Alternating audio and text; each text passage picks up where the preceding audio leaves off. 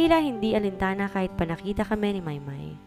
Namumula pa ang mga pisngi kong hinarapang kaibigan. Sorry, tara na ba? Nahihiyang tanong ko. Umiti siya na makahulugan. May tukso ang mga tinging binibigay niya. Tuloy lang ninyo. Nagpasundo na ako sa driver ko. Kikita-kits na lang sa bahay ninyo, Janine? Ngumisi pa ito. Nauna pa itong lumabas sa kwarto at kinawayan pa kaming dalawa. Ang bad ko ba? Hindi ko naman alam na ganun siya magparusa. Baka pa ulitin ko. Let's go, bulong ni Tyron. Di nito hinila ng marahan ng kamay ko bago hinapit ang bewang ko. Hindi ko alam kung ano ang nasa isip niya. Mukhang sanay naman siyang nahuhuli sa mga gawain niya. Kahit nung dinatnan kami ni Lalay, wala lang sa kanya. Masyado na yata siyang immune. Saan mo ako ihahatid? Nilock niya muna ang seatbelt ko bago ako nilingon at tinaasan ng kilay. Sa mansyon ninyo, saan pa ba? Naguguluhang tanong ni Tyron. Napaiwas ako ng tingin. Akala ko kinokonsidera niya ang mungkahin ni Maymay na tapusin ang nasimulan. Akala ko sa motel, brat, once is enough. At kalimutan mo na lang na mag-focus ka sa pag-aaral mo. Sinimangutan ko siya kahit na naisara niya na ang pinto at umikot na sa driver's seat. Paano ba agad gumraduate para only ng romansa niya? Dati gusto ko lang manatiling bata pero ngayon gusto ko nang maging kasing edad niya. Matured enough to legally do what I want. Ayaw mo bang matulog sa manson? Bukas ka na lang umuwi. Sinalipan niya ako bago umiling. Tutok na ang atensyon niya sa kalsada. Ang tagal pa ng graduation mo. Hindi ba talaga ako pa pwedeng magbakasyon sa Christmas break? Pilit ko pa. Umiling lamang si Tyron ngunit hindi ako sinulyapan. I will be very busy. Target ko mag-supply internationally. Madalas din akong wala sa bahay kaya wala akong makakasama. I don't really want to be a pain in the ass.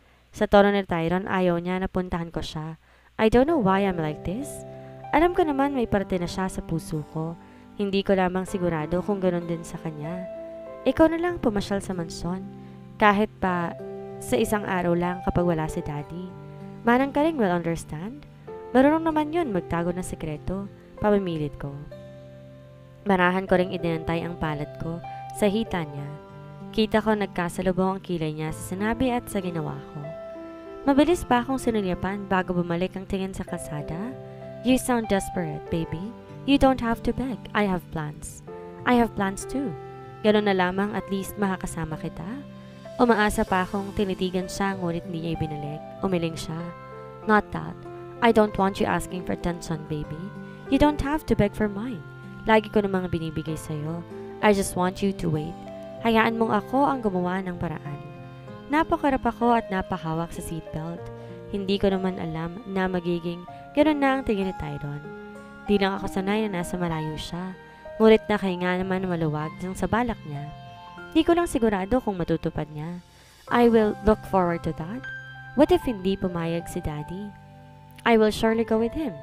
Lahat ata ng sasabihin ni Tyron susundin ko. But I know my parents are the hindrance. I honestly don't know, baby. Natahimik ako. Ayoko na lang naisipin pa. Tomorrow is never an assurance but a chance. Hindi ko na lang siya kinulit at hinayaan na lamang ang sariling manahimik at lamunin ng tulog. Nagising lamang matapos maramdaman ang marahang dampi ng labi niya sa pisngi ko. Namumungay na akong nagmulat ng mga mata. Nakatigil ang sasakyan 3 bahay ang mga mansyon. Natanaw ko pa ang sasakyan ni Maymay na papasok sa gate ng mansyon. Napabalikos ako ng bangon at napalingon sa kanya. Ni hindi siya nagulat sa pagising ko. Marahan lamang siya na lumayo. Go now. I will drive back to Tarlac. Dinig ko ang pagkalas ni Tyron sa seatbelt ko. Nilingon ko pa yon at pinigil ang kamay niya na lumayo. Don't you want to stay just for tonight? Please, ngayon lang. Pagsusumamo ko pa sa kanya. Hapon at siguradong gagabihin siya sa daan. Mas safe yata kung magpapahinga muna siya. No, I still need to check the farm. Kahit gabi na. Kunot noong tanong ko. Kahit gabi na. Pinal na si Tyron na sagot. Wala akong magagawa kung gano'n ang desisyon niya. Ayaw niya at hindi siya mapipilit. Pinilit kong ngumiti.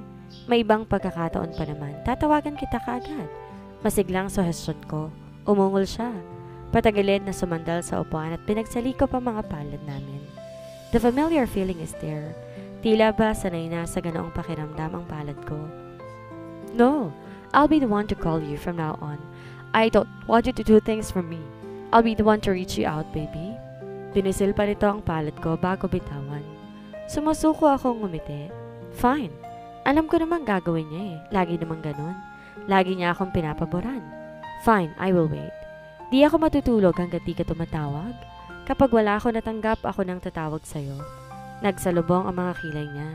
What? Kung wala kang matanggap, matulog ka na. Huwag kang magpupuyat. Tinaasan ko siya ng kilay. Ano bang malay ko? Baka ginapang ka na ni Lalay. Napamura si Tyron. Here we go again. Hindi nga ganun si Lalay. I will call for you to leave your peace of mind. Hindi ako kumibo at humulukip-kip lamang. Nainis kong pinagtanggol niya si Lalay. Janine! Tawag nito sa atensyon ko, ngunit umirap lamang ako. Dinig kong napabuntong hininga to bago hinilang braso ko upang patakan ako ng halik sa labi. Napangiti ako at imbes na hayaan tong lumayo, muli ay hinata kong batok niya at mapusok na hinalikan. Baby? Protesta nito lalo na noong kumandong ako sa kandungan niya. Wala tong nagawa kundi sagutin ang mga halik ko at pumirme sa bewang ko ang palad niya. Don't stop yourself, Tyron. You can have me whenever you want. Malambing ko pang bulong sa tenga niya matapos lumipat sa pangakong halik niya. Tyron? Namimigat kong saad matapos sumiksik ang palad niya sa suot na short. At sa loob ng kotse, inangkin ako ni Tyron. Gusto ko siyang sungitan at magreklamo pero pinigilan kong sarili ko. Alam ko namang para din sa akin ang pag-iingat nito. Pag-iingat na hindi ako mabuntis. I'll call you. Panunuyo pa ni Tyron. Napalabi ako pero wala ding magawa, kaya tipid na lang din akong ngumiti. Sure, hihintayin ko. Huling sabi ko bago bumaba sa sasakyan, bitbit ang backpack at paper bag na bigay niya. Kinawayan ko pa siya ngunit di pa umaalis ang sasakyan niya. Napatras ako sa paglabas ng ulo niya sa bintana. Go home now. Aalis ako kapag nakapasok ka na sa mansyon. Umirap ako ng bahagya bago tumalikod, mabagal na naglakad pa uwi. Napaka-bossy. Pwede naman sabay kaming umuwi. Dinig kong tumunog ang cellphone ko sa bag kaya naman tamad ko rin yung kinuha sa zipper na maliit. Napasimangot ako matapos makita ang pangalan niya. Sinagot ko at nalingon ang sasakyan niya. Nandun pa rin. Wala nga yatang balak na umalis hanggat di ako nakakauwi. What? Uwi ka na rin? Utos ko pa. Namewang ako at tinrap ang sasakyan niya. Walk fastly. Huwag kang parang pagong dyan. Napaungol ako ng reklamo. Gusto ba niyang tumakbo ko kahit katatapos lamang na mayroong mangyari sa amin? Fine. Tatakbo na. Uwi na. Mabilis kong ibinaba ang tawag bago sinamaan ng tingin ang sasakyan niya. Mabilis akong tumalikod at lakad takbong umuwi. Huling lingon ko pagkarating sa gate ng sasakyan ay paalis na siya. Napangiti ako. May hihintayin pa akong tawag. Iyon ang nasa isip ko kahit nung makapasok na sa mansyon. Janine, pwede bang sa kwarto ni Tyron ako magstay? Si Maymay. I looked at her innocently, trying to hide my annoyance. Alam niyang may something na sa amin ni Tyron ngunit gugustuhin pa rin niyang matulog doon? Is she kidding me? Doon ako matutulog ngayon. Sa guest room ka na lang? Iritang sagot ko na tinawanan niya. Char lang yun. Ayoko makihati. Sige na, hayaan mo na lang dyan ang maleta. Ako na lang mag-aayos. Tuwang-tuwa na sabi niya. Kumibit balikat ako at binuksan ang guest room. Nilagay ko lamang sa gilid ng pinto ang maleta niya. Hindi yun sobrang bigat, maliit lang. Kokonti lang yata ang dala niya. Thank you, Janine. Mabuti na lang, kaibigan kita. Naiiyak pa siya na ikinabigla ko. She's not emotional, so why is she crying? That's totally okay.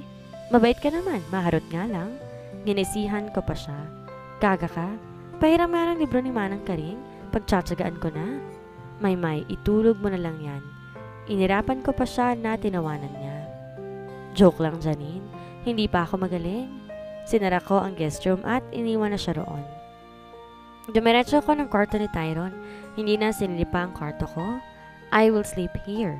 Hindi ko alam kung anong oras ba siya tatawag. Naghintay pa ako ng 1 oras at 2 ngunit wala. Hindi ko naman alam kung anong oras siya makakauwi sa kubo niya. Dapat yata, tinanong ko. Binitbit ko sa banyo ang cellphone ko. Baka kasi tumawag siya bigla para kahit naliligo ay masagot ko. Sinundal ko yan sa counter paharap sa bathtub. We have the same room. Ang kaibahan nga lang ay ang panlalaki ng mga gamit niya. Nagbabad ako sa bula, tinintay ang tawag niya, ngunit wala pa din. I am starting to get annoyed. Sana mag-text siya kung di na makakatawag. Kahit nang banlawan ko na ang katawan ko at pinalitan ng marino na tubig ang laman ng bathtub, wala pa rin. Halos antukin na ako sa pagbabad sa bathtub pero nanlaki ang mata ko sa paglitaw ng pangalan niya sa screen. Inabot ko yon ng kamay ko at sinagot. Nakangiti pa akong humarap doon. Dinig ko siyang napamura matapos akong makita. I know that the water is clear and he can clearly see my body, but who cares? I don't care. Baka nga memorize niya ng bawat kurba dyan. Brat, tapusin mo na yan at matulog ka na. Umiwas si Tyron ng tingin at tumapa sa kama. Feeling inosente. Akala ko hindi ka tatawag. Sumulyap si Tyron. Tumutok lang ang tingin sa mukha ko. I promise, I'm sleepy already. I just called for you not to get worried. Namumungay ang mga mata ni Tyron at halatang inaantok.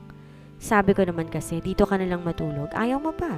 Wala naman sila daddy, di naman magsusumbong si Manang Karing. Kahit gumawa kami ng milagro, walang iistorbo. I don't like your mansion anymore. May bahay ako, matulog ka na. I will end the call now. Tumaas ang kilay ko. Alam ko sa sarili kong mas komportable ako sa kubo niya. Paglingon ko sa kanya, mas mapungay na mga mata niya. Do you want to have a satisfying dream? Kumunot ang noon niya. Maybe. Gumisi ako lalo na't kita kong kuha ko ang buong atensyon niya. I innocently pulled the drain button. Nawala ang tubig sa bathtub at tumambad sa kanya ang katawan ko na kinalaki ng mga mata niya. Baby, there, he's not sleepy anymore. Marahan pa akong bababa sa bathtub at inabot ang roba niya sa gilid. Good night. Binigyan ko pa siya ng mapang-akit ng ngisi. Come if you want to taste, Tyron. Pang-aakit ko pa kahit sunod-sunod siyang napamura. Napapabalikwas ng upo sa kama. Walang Tyron na bumalik. Kahit ng mga sumunod na araw, nakakatampo. Si Maymay tuloy na pagbuntunan ko ng atensyon. Ano ba kasi talagang nangyari sa'yo? Matiim kong tinignan si Maymay. Kanina pa siya natutulala at hindi nagagalaw ang baso ng gatas niya. Ha? Ayos na ako. Ini-imagine ko lang si Lieutenant. Ang sarap yata sa bisig niya. Maymay, enough with that. Kapag magaling ka na, doon mapagpantasyan si Lieutenant. Hindi totoo ang sinabi mong na-scam ka, no? Nanginig ang kamay niyang may hawak na baso at muntik matapon ng laman nun. Totoo yun! Na-scam nga ako, Janine. Nanlalaki pa ang mga mata niya, maging butas ng ilong. You're lying. Wala pa akong kilalang nasa federasyon na ginawa ang ganon. Hindi sila malupit. Nangyari na nga sa akin eh. Kasalanan mo rin siguro. Paano mo ba inaway? Iyoko ng pag-usapan, Janine. Nangihinayang na lang ako sa tuwing naiisip ko. Yumuko siya at tumitig sa baso. Kapag dumating ng parents mo, doon na lang ko uuwi, Janine. Hindi ka ba hinahanap sa inyo? Hindi. Sabi ko, nasa bakasyon pa ako. Oo nga pala. Tabi pa rin tayo ng upuan next sem, ha? Sure. Siguro naman di ka na makikipagkita sa mga hotel. Humagikik siya na kinakunot ng noo ko. Ewan, depende kung yummy ang boylet. Umingos ako at inilingan siya. Bahala ka. Baka sa susunod malamig na bangkay ka na. Umawang ang labi niya at naguguluhan akong tinignan. Ngunit ayoko nang magpaliwanag. Iniwan ko siya sa labas para makapagluto. I also checked my phone kung may tawag ba or message, kaso wala. Laging si Tyron ang tumatawag. Di niya sinasagot kapag ako ang tatawag. Nakakapagod tuloy maghintay ng tawag niya. Kung nasa kubo lang baka marami nang nangyari. Isinandal ko sa basong nasa mesa ang cellphone. Nag-ayos din ako ng ingredient para sa chicken cordon bleu. Janine, uuwi na sa Makalawa ang mama at daddy mo. Pinapako ang certificate of grades mo. Titingnan daw ni Ruben, si Manang Karing. Natigil ako sa paghiwa ng keso. Dala ko pa ang seryosong tingin sa pagharap kay Manang Karing. Bakit ni po ako tinawagan? Tumatawag daw ang mama mo kagabi kaso daw busy ang linya mo. May katawagan ka rin? Alanganin akong yumuko at napapikit ng mariin. Tyron is calling me every night kahit wala namang matinong usapan. Ang kuya mo ba tumatawag pa sa'yo? Napaliko ang hiwa ko sa keso dahilan upang di yan magpantay. Nanginig ang kamay ko at kinabahan sa tanong ni Manang. Po? Nanitigtot na ningkit ang tingin sa akin. Naparanok ako at napatras ng bahagya. San ka nagbakasyon? Hindi sa kaibigan mo, no? Namawis ang noo ko at pakiramdam ko. Hinahatulan ako ng kamatayan sa mga titig ni Manang. Napayuko ako at nabitawan ng kutsilyo. Napabuntong hininga siya. Iha, hindi mo kailangan maglihim sa akin. Naiintindihan ko. Nag-enjoy ka ba sa kubo ng kuya mo? Napaangat ako ng tingin at ang nakangiting mukha nito ang nakatanaw sa akin. Nag-enjoy? Sumobra pa nga yata sa enjoy? Opo. Gusto ko nga pong bumalik. O edi bumalik ka, magbakasyon ka ulit. Umasim ang mukha ko. Willing akong bumalik, ang problema ayaw ni Tyron. Ayaw po ni Kuya, busy na raw siya pero bala ko naman po sa bakasyon. Nabuhayan ako ng loob. Kahit di na sa Christmas break, sa summer vacation na lang. Wala pa bang girlfriend doon ng kuya mo? Kumikita na siya ng malaki, kailangan niya na ng pamilya. Tumatanda na rin siya. Natahimik ako ulit. Hindi ba ako? What about Lalay? Lagi niyang pinagtatanggol pero di naman nagagalit si Lalay kahit ilang beses na kaming nahuli. Malabo naman sigurong sila, pero close sila. Lagi pa akong hinahabilin kay Lalay. Pumikit ako ng mariin at umiling. Imposible. Inaway na sana ako ni Lalay kung magkarelasyon sila ni Tyron. Bahagya na lang akong ngumiti kay Manang at sinabi na hindi ko alam.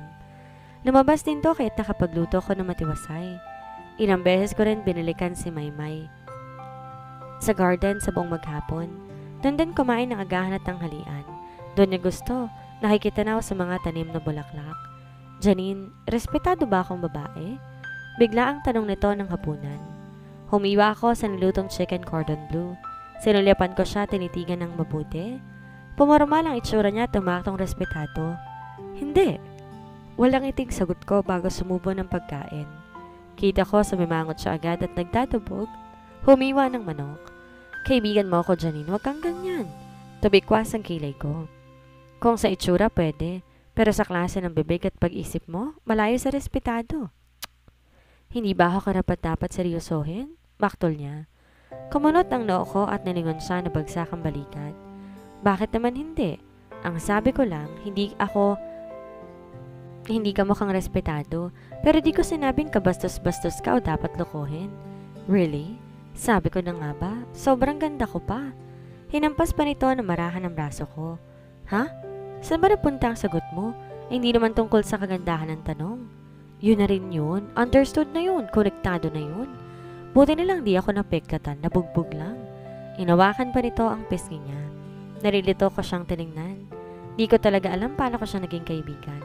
Ang alam ko lang malumot ang isip niya. Di ko naman alam na gandang-ganda din pala siya sa sarili niya. Napapailing na lang ako. Kahit di pa tapos kumain, iniwan ko na siya doon at umakit na sa kwarto ni Tyron. Chinek ko ulit ang cellphone ko ngunit wala pa ring tawag. Inihagis ko na lang sa kama bago naligo. At dito na po nagtatapos ang kabanata ng ating kwento. Sana'y muli niyo po akong samahan sa mga susunod pang kabanata. Maraming salamat po. Ingat po tayong lahat.